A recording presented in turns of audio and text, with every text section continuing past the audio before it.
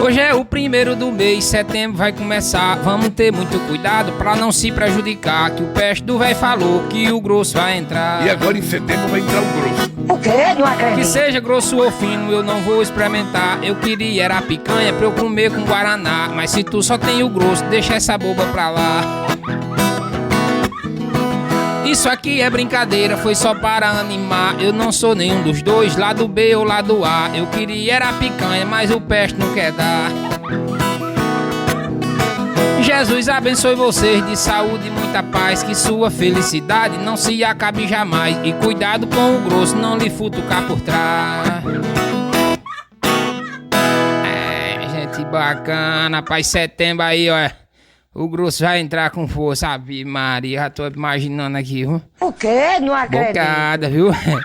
Cuida, tamo junto, misturar, Tico Prefeito, peça improvisada aqui. Cuida, bota pra torar aí, viu?